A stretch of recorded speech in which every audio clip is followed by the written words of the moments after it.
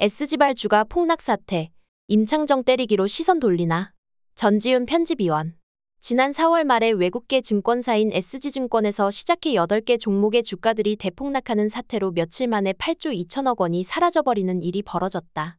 역사상 최대 규모의 주가 조작으로 의심되는 분위기 속에서 지난 일주일간 주류 언론들은 이 사태에 관해 연예인 임창정 씨에 대한 각종 의혹 보도들을 쏟아내고 있다. 그런 보도를 보면 마치 임창정 씨가 이 사태의 핵심적 주범인 것처럼 보인다. 개인적으로 아주 예전에 영화 비트에서 그의 연기는 인상적이었지만 그 후로 특별히 임창정 씨에 대한 기억은 없다.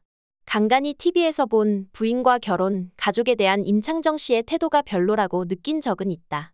하지만 지금 임창정 씨에 대한 주류 언론들의 태도는 전형적인 만만한 연예인에 대한 동네북처럼 때리기로 보인다.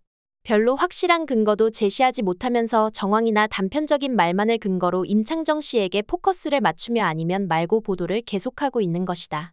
예컨대 임창정이 동료 가수 박혜경을 투자하도록 끌어들였다는 보도들은 박혜경 씨 본인이 전혀 사실이 아니라고 확인하고 나선 상황이다. 이렇게 오보의 위험이 있어도 대단한 권력이 있는 사람이 아니니 부담도 없고 대중적 호기심을 자극해 클릭수도 높이고 이 사태의 본질을 파헤칠 필요도 없으니 얼마나 편한가. 물론 아직 이 주가 조작과 폭락 사태에 대해서 진상이 충분히 드러났다고 보기는 어렵다.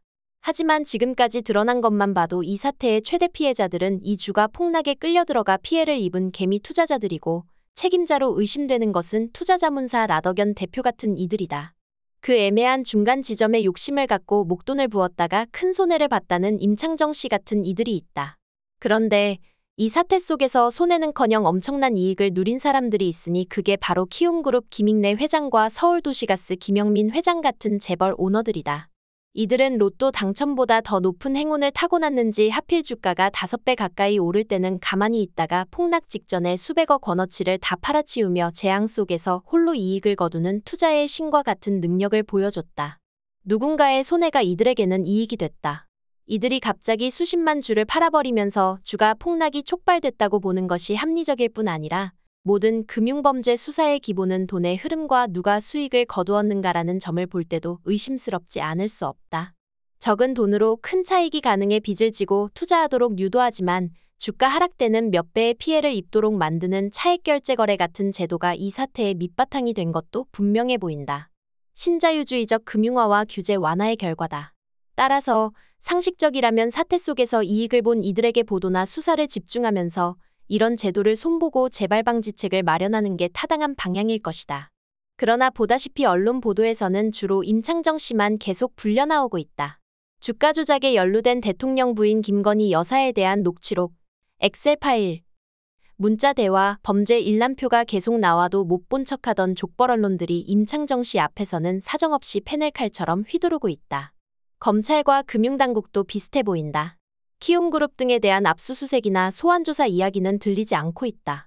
기본적으로 이 나라 검찰의 금융범죄 수사 의지와 능력을 믿기는 어렵다.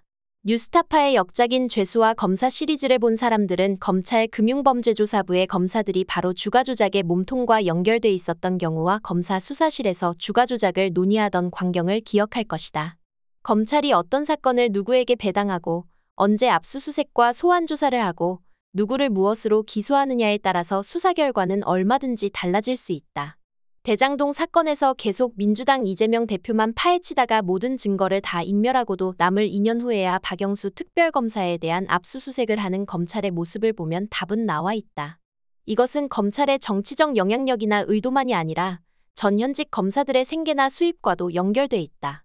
윤석열 대통령과 한동훈 법무장관이 검찰의 밥그릇을 지키려고 수사권과 기소권을 결사 옹호한 이유는 여기에 있을 것이다. 그래서 진짜 큰손들은 금융범죄를 수사하다가 퇴직한 검사들을 변호사로 채용하고 그 변호사들은 자기 후배들을 상대로 자기가 수사하던 범죄자를 변호하는 일이 벌어진다. 그러면 아무리 주가 조작을 하고 큰 수익을 얻었어도 별일 없이 살 수 있다. 키움그룹 김익래 회장이 모든 혐의를 부인하면서도 갑자기 회장직 사퇴와 사회기부 퍼포먼스에 나선 것도 정관 검사들로 구성된 대형 로펌이 설계한 전형적인 그림이 아니냐는 의심이 나오는 배경이다. 이렇게 큰 돈을 가진 자들은 큰 책임이 아니라 더 큰 돈을 벌 수 있고 수사와 보도에도 영향을 줄 수 있다. 그래서 대통령 부인 김건희 여사 대장동에서 50억 클럽, 이번 주가 대폭락의 진짜 주범 등은 빠져나가게 되는 것이라는 불신이 커지게 된다. 반면 경제적 불안정과 지정학적 리스크를 키우는 윤석열 정부의 잘못된 정책 속에서 경제는 갈수록 어려운 상황으로 빠져들고 삶은 더욱 팍팍해지는데 돈 없는 이들은 전세 사기와 주가 조작의 피해자가 되기도 너무 쉽다.